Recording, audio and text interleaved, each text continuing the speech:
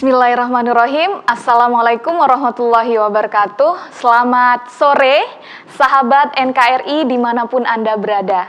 Dan kita berjumpa dalam acara Pekan Bung Hatta bersama BKN Pusat PDI Perjuangan. Kita akan mengulas dan menggali berbagai hal tentang sosok Bung Hatta yang kita kenal sebagai salah satu Bapak Proklamator Indonesia. Dan kita juga akan menghadirkan pemikiran-pemikiran Bung Hatta di era saat ini. Nah, Bung Hatta lahir pada tanggal 12 Agustus tahun 1902 dan tahun ini adalah peringatan kelahiran Bung Hatta yang ke-119 tahun. Pada episode kali ini kita akan membahas sebuah tema yang sangat penting, yaitu Hatta dalam perspektif Islam dan kebangsaan. Nah, tentu dalam sesi ini kita ingin mengenal sisi-sisi spiritual Bung Hatta serta gagasan kebangsaan yang telah beliau canangkan dalam perjuangan dan yang sudah diperjuangkan oleh beliau. Dan saya Anti Husnawati telah bersama seorang cendekiawan yang sudah tidak asing lagi bagi kita dan telah melahirkan banyak karya intelektual.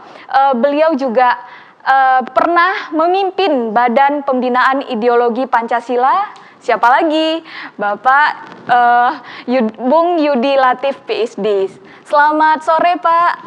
Selamat sore, Yanti. Ya, sehat, ya, Pak? Alhamdulillah. Alhamdulillah.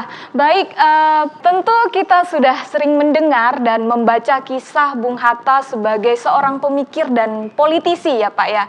Dan beliau juga politisi ulung, kita kenal dengan politisi ulung seperti itu. Pada sesi ini kita juga ingin mendengar bagaimana sosok besar ini sebagai seorang yang dikenal sangat taat terhadap ajaran agama yang dijalaninya. Apa saja yang telah membentuk kepribadian beliau sejauh ini sehingga menjadi sosok yang patut kita teladani. Nah, kali ini akan kita bahas bersama Bapak Yudi Latif. Baik ya Pak ya, karena kita di sini juga anak-anak muda milenial saat ini Pak, mungkin kita juga siapa Bung Hatta itu, tapi ternyata kesuksesan beliau dalam Indonesia hingga saat ini tentu ada sisi-sisi spiritual ya Pak ya. Nah, Bung Hatta bukan hanya dikenal sebagai intelektual dan negarawan semata, namun dalam banyak kesaksian beliau adalah seorang tokoh keturunan ulama terkemuka di tanah Minang. Jadi kita penasaran nih Pak, siapa sebenarnya Bung Hatta dan siapa di balik beliau, begitu Pak. Mungkin yang ingin saya tanyakan bagaimana sih Pak, mungkin bagaimana lingkungannya memberikan kontribusi terhadap pola pemikiran Islam dan kebangsaan seorang Bung Hatta. Mungkin seperti itu Pak Yudi Latif. Oke Anti, ya pertama saya ingin mengucapkan apresiasi ya buat BKN PDI Perjuangan yang menyelenggarakan Pekan Bung Hatta. Karena menurut saya antara Bung Karno dan Bung Hatta itu ibarat sepasang sayap Garuda Indonesia gitu ya. Yang saling melengkapi satu sama lain termasuk di dalam ekspresi keagamaannya. Kedua tokoh itu saling melengkapi dan nanti akan menjadi momen yang sangat menentukan ketika pada tanggal 18 Agustus yang menyangkut tentang apa yang disebut sebagai pencoretan 7 kata dari Piagam Jakarta. Jadi dua tokoh itu memainkan peran besar di dalam mencari satu cara rekonsiliasi yang smooth, yang baik ya dalam hubungan antara keislaman dan kebangsaan gitu. Nah, tentang Bung Hatta sendiri kalau saya ingin lukiskan memang beliau ini seorang yang punya keyakinan keagamaan yang teguh gitu ya. Tapi saat yang sama keyakinan keagamaannya itu tidak menyerang-nyerang keluar, tidak mengancam keluar tapi membawa berkah pada kehidupan. Karena keyakinan keagamaannya itu dilengkapi oleh wawasan pengetahuan yang luas, integritas etis yang kokoh gitu ya, dan juga punya kepekaan estetik yang luar biasa ya. Makanya ekspresi keagamaannya itu seperti dibilangnya sendiri, saya itu beragama itu ingin seperti, dia bilang seperti garam, bukan seperti gincu. Kalau gincu, orang tahu gitu dari kejauhan pakai gincu warnanya apa gitu. Tapi tidak bisa merasakan ya gincu itu gitu. Tapi kalau garam, orang tidak bisa melihat ya seperti apa keagamaan kita, tapi merembes bisa dirasakan oleh semua orang. Dan itu karakter daripada Bung Hatta. dia jelas seorang pribadi dengan latar belakang keluarga religius yang luar biasa. Karena beliau ini kan cucu dari Syekh Batu Ampar, yaitu Syekh dari Tarekat Naqsabandiyah. Jadi memang tradisi keagamannya dibangun dalam tradisi sufistik yang lebih menekankan dimensi-dimensi dalam, ya, dimensi interior ketimbang eksterior, lebih menekankan laku ketimbang hanya dari aspek formalisme, ya, ritualisme, ya. Nah, dan kita tahu sejak awal sebenarnya Bung Hatta ini dari namanya saja itu kan Muhammad Hatta. Sebenarnya dari Muhammad Atta. Oh, Muhammad Atta ini ya, pengarang dari satu buku yang sangat terkenal di dunia sufi, pengarang dari Al-Hikam, ya.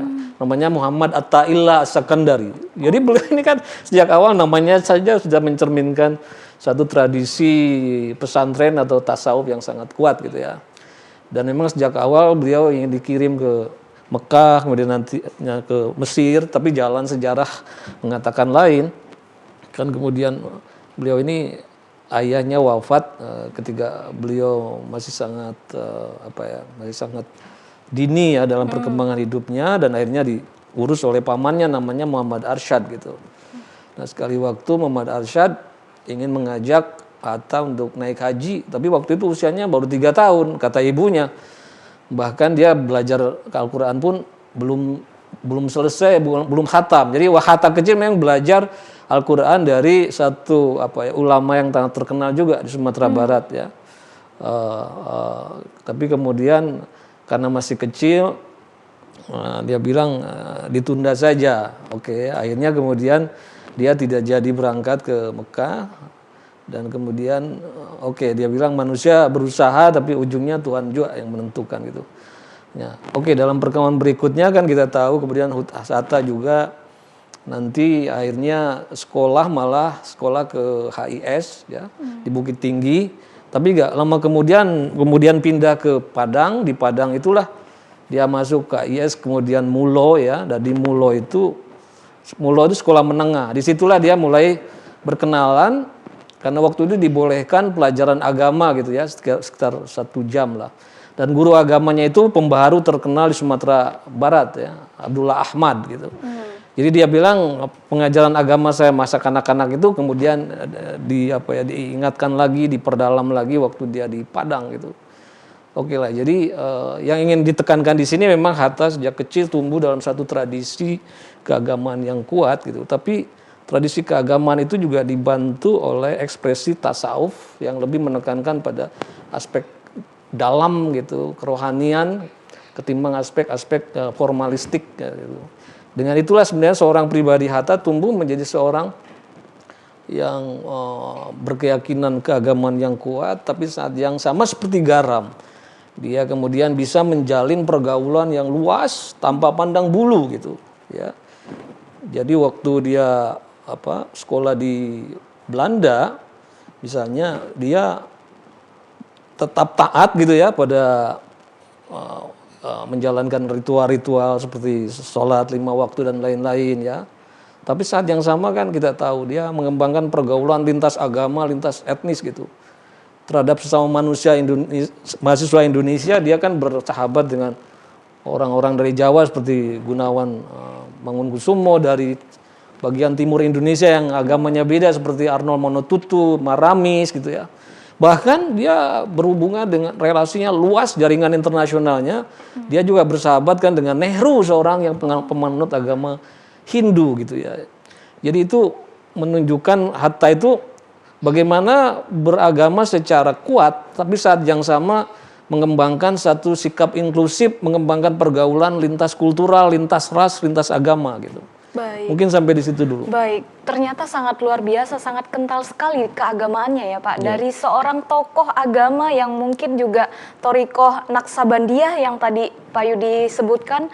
Dan ini saya juga pengen tahu nih Pak, sebagai seorang umaro, adakah kisah kedekatan Bung Hatta dengan para ulama kala itu Pak? Oh iya, jadi kan sudah pasti, ya, Bung Hatta dari latar keluarga religius seperti itu, tentu pertama dia membangun jaringan yang luas dengan tokoh-tokoh pembaharuan di Sumatera Barat, ya. Jamil Jambek, tadi Abdullah Ahmad di masa kecil, kemudian nanti di masa sudah hijrah ke ke Jawa, kemudian juga nanti akan banyak menjalin relasi-relasi ya dengan Agus Salim, dengan Cokro Aminoto dan lain-lain itu.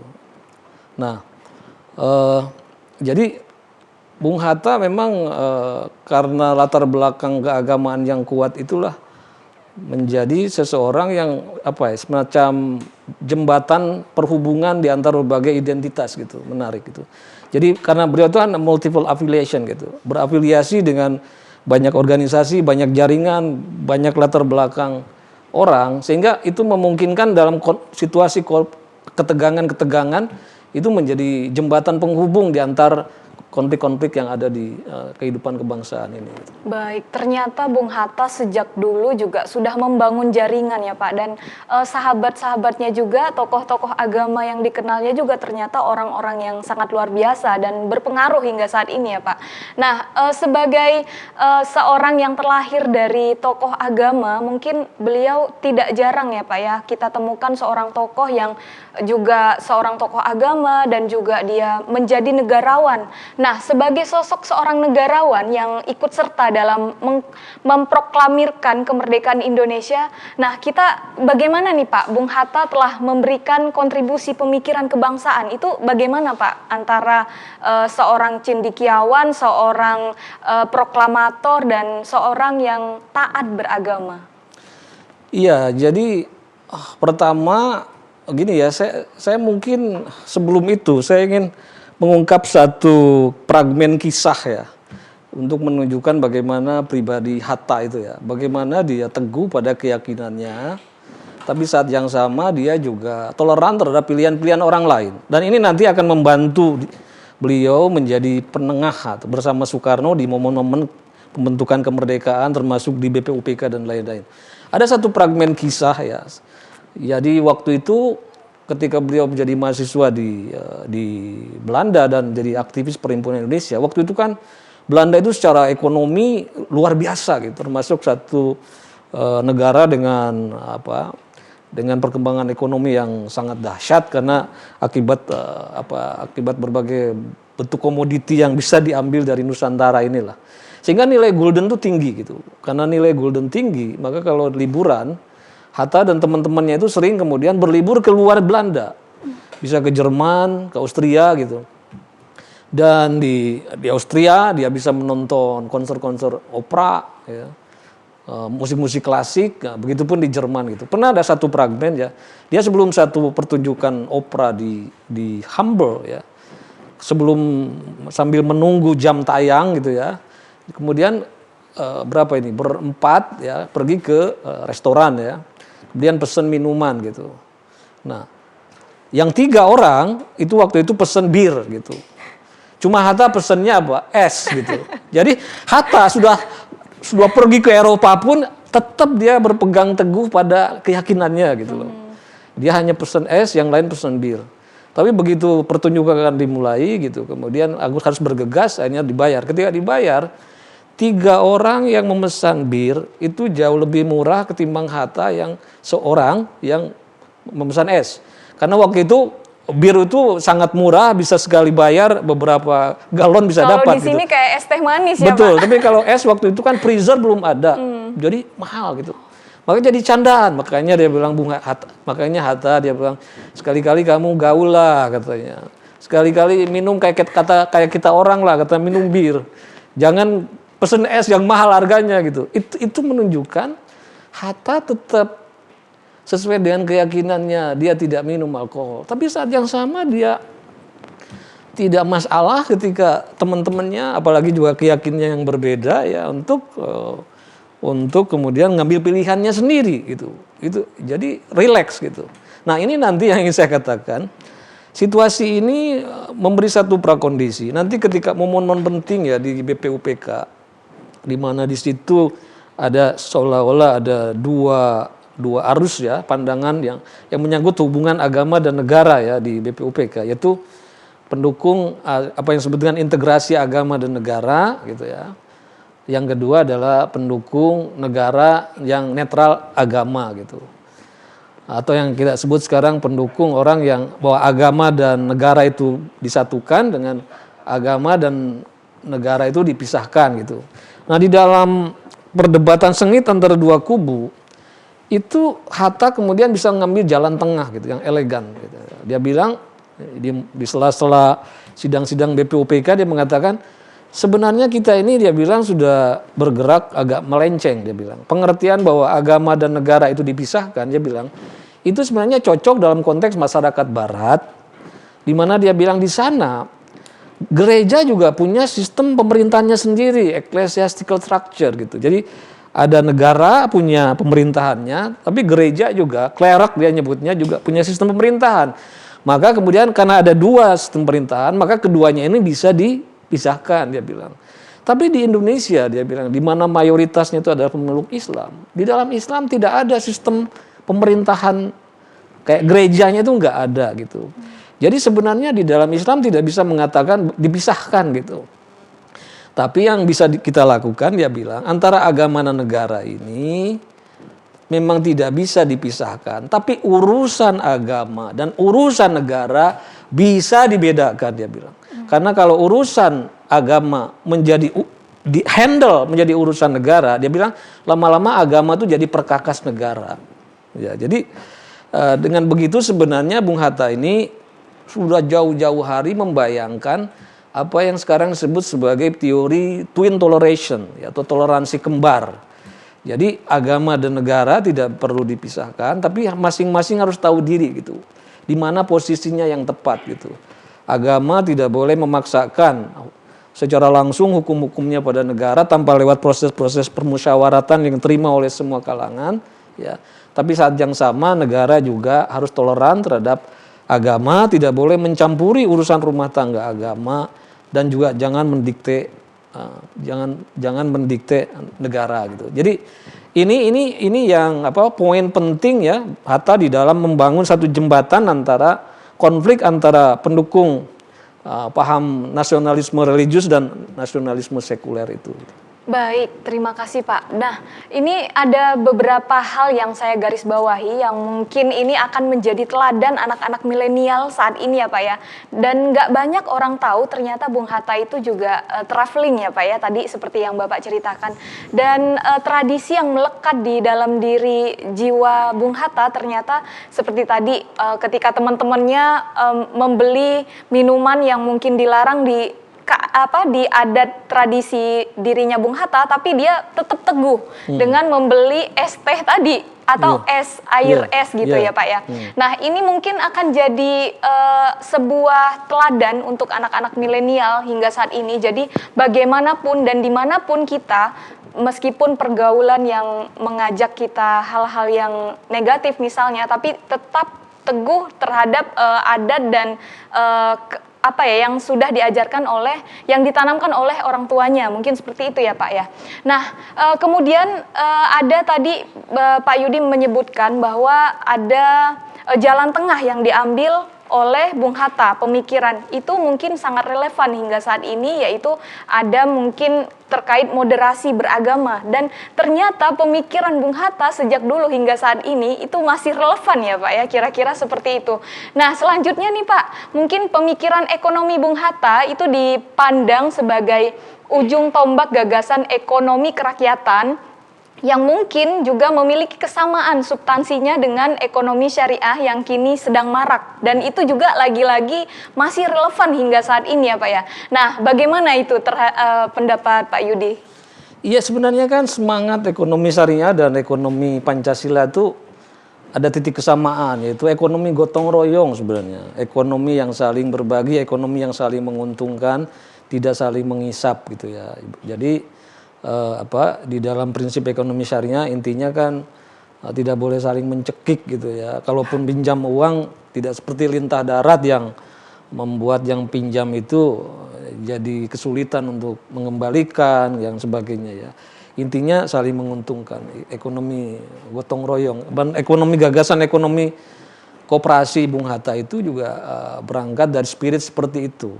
Dan kita tahu nilai-nilai syariah dalam arti ekonomi atas dasar saling menguntungkan itu sebenarnya sudah diterapkan juga di dalam kasus beberapa adat ya, terutama adat-adat di Sumatera Barat seperti di dalam manajemen rumah Padang. Itu Bung Hatta mengatakannya bahwa di dalam manajemen rumah makan Padang itu produksi semua dikerjakan semua dan untuk maslahat semua gitu. Jadi di sana keuntungan dibagi gitu dengan pegawai itu semua, dan manajemen rumah makan Padang itu juga ada semacam ya, jadi kalau untung dibagi gitu. Kemudian kalau rugi juga ditanggung bersama, dan kemudian si owner satu rumah makan itu juga biasanya mendidik ya pegawainya itu untuk mandiri gitu. Jadi begitu kecakapan memanage rumah Padangnya sudah siap, dan biasanya disponsori untuk membuka cabang rumah Padang baru gitu. Jadi itu prinsip-prinsip itu sebenarnya di Sumatera Barat sendiri ada rembesan selain dari adat. Dan adat itu kan juga bersendi-sendi dari nilai-nilai agama juga. Jadi sebenarnya antara gagasan ekonomi koperasi dan ekonomi syariah itu punya kedekatan di dalam hal ekonomi gotong royong itu gitu. Baik. Nah, kita balik lagi nih Pak, antara sosok Bung Hatta yang istilahnya yang dulu mungkin menyatukan antara cendekiawan, antara jiwa nasionalisnya dengan kelompok Islam. Nah, mungkin saat Bung Hatta berhasil mendamaikan antara kelompok Islam dan nasionalis dalam perseteruan rancangan dasar negara Indonesia nih Pak ya, apa sesungguhnya pertimbangan seorang Bung Hatta saat itu Pak? Nah, ini memang pertanyaan yang sangat fundamental ya tadi. Jadi pada momen tanggal 18 Agustus ya, di mana kemerdekaan Indonesia dipertaruhkan. Artinya kalau dalam sidang PPKI itu ada ketidaksepakatan dari elemen-elemen tertentu di dalam negara Indonesia baru yang diproklamasikan ya. Sementara sekutu sudah mengetuk pintu, itu bisa saja kemerdekaan Indonesia itu bisa ambruk gitu ya. Nah, disitulah saya lihat dua pemimpin yang sangat penting, itu adalah Bung Karno dan Bung Hatta, itu memainkan peran yang saling melengkapi. Kita tahu kalau Bung Karno pada sidang BPUPK ya itu kemudian meminta semua kalangan itu untuk saling mengalah gitu, saling mundur selangkah. Waktu itu kelompok Islam ingin memperjuangkan negara agama gitu kan. Kelompok kebangsaan tidak mau negara agama meskipun sama-sama memandang penting nilai agama dalam kehidupan publik gitulah. Tapi kemudian kan ujungnya ya, di dalam Piagam Jakarta itu disepakatilah dengan, tentu saja tidak semua puas dengan kesepakatan itu, tapi sampai sidang BPUPK ditutup pada tanggal 17 itu sila pertama dari Pancasila itu masih bunyinya ketuhanan dengan menjalankan syariat Islam bagi pemeluk-pemeluknya. Nah, menurut Bung Karno itu sudah merupakan konsensus optimum yang bisa dicapai di sidang BPUPK gitu kan. Tapi kita tahu ada perbedaan mendasar antara komposisi keanggotaan BPUPK dengan PPKI. Tadi kalau BPUPK itu satu badan persiapan kemerdekaan yang juga antara lain Jepang ikut mensponsorinya gitu, dan seringkali lebih dominan ya. Terdiri dari orang-orang yang waktu itu adalah yang berada di Jawa lah, karena pada dasarnya BPUPK itu pada dasarnya adalah BPUPK Jawa dan Madura gitu. Jadi meskipun karena Jawa dari dulu tempat para aktivis berkumpul gitu, jadi meskipun itu BPUPK Jawa dan Madura, tetap perwakilannya itu dari berbagai kepulauan gitu. Tapi kalau PPKI adalah desainnya itu harus mewakili 3 zona kekuasaan Jepang. Jadi Indonesia di zaman Jepang tuh dibagi 3 zona ya. Jawa, Madura, Sumatera, Malaya, dan bagian timur Indonesia. Nah, kalau BPUPK itu masih bias BPUPK Jawa Madura gitu. Tapi PPKI atas keluasan waktu itu 3 serangkai ya, Bung Karno ketuanya, Hatta dan Rajiman, itu PPK itu keanggotaannya betul-betul tidak lagi tergantung pada Jepang, tapi atas dasar inisiasi pemimpin kita. Maka perwakilan PPK ini perwakilan dari 3 zona tadi ya.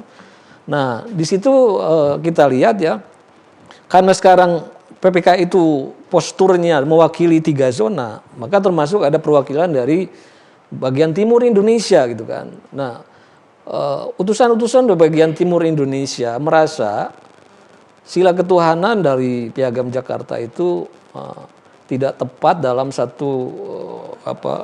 dalam satu pembukaan konstitusi yang bersifat umum gitu, seolah-olah ada pengecualian khusus. Satu bentuk pengecualian dalam satu desain rancangan pembukaan yang untuk umum, rasanya itu akan melahirkan ekses-ekses yang bisa saja meskipun niat awalnya tidak, tapi bisa mengarah pada ekses yang negatif kan. Dan mereka mengatakan sebelum ke Jakarta bertemu di Tretes Malang, mereka akan keberatan ya perwakilan dari bagian timur ini kalau masih ada 7 kata itu gitu. Nah, Hatta mendengar ini ya keluhan-keluhan dari bagian timur Indonesia ini gitu. Dan disitulah dia kemudian memainkan peran ya, karena kita tahu Bung Karno sudah banyak berperan di sesi-sesi terakhir BPK sampai kesepakatan optimum 7 kata itu diterima gitu. Maka sekarang gilirannya Bung Hatta untuk memainkan peran diplomasi gitu.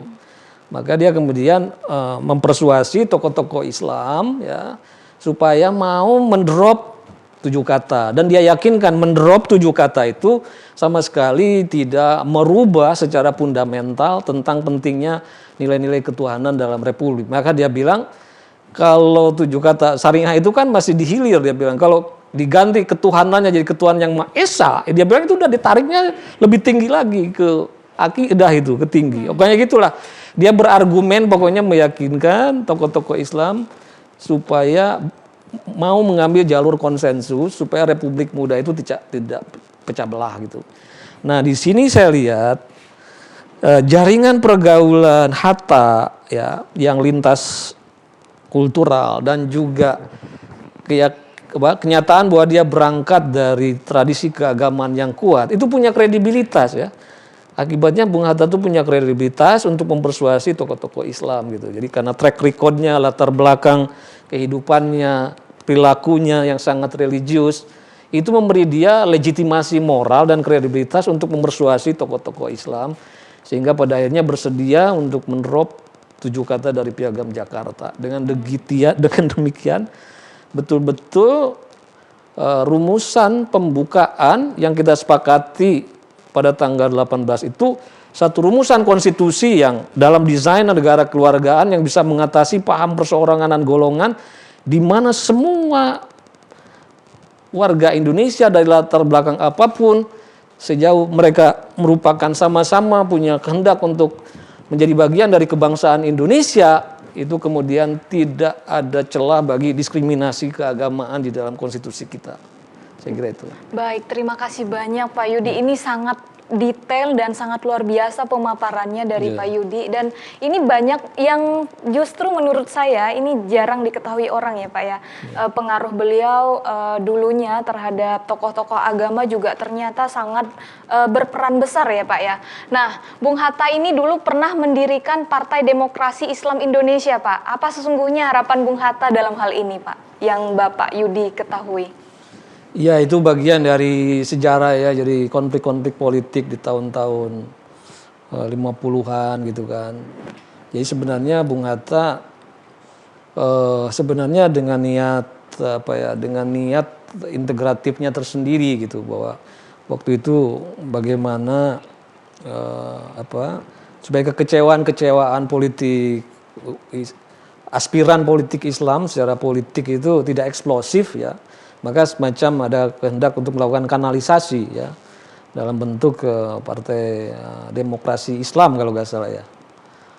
Dengan begitu amarah itu tidak menjadi amarah jalanan yang eksplosif, tapi akan dikanalisasi ke dalam bentuk-bentuk yang lebih konstitusional dan kelembagaan yang akan dengan sendirinya akan membawa pada proses moderasi ketika terlibat dalam konteks percaturan politik formal. Karena seringkali kan penonton itu seringkali lebih lebih berteriak kenceng ketimbang pemain gitu loh. Jadi seringkali kelompok-kelompok yang kekuatan-kekuatan politik yang berada di luar jalur politik formal biasanya justru punya kecenderungan ekspresif yang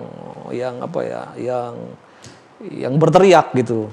Tapi begitu punya ruang untuk main di dalam konteks politik formal. Biasanya pelan-pelan kalau ingin bermain dalam politik formal kan orang harus mendapatkan dukungan yang luas. Dalam kerangka meraih dukungan luas itulah biasanya kelompok-kelompok yang agak keras itu mengalami proses moderasi.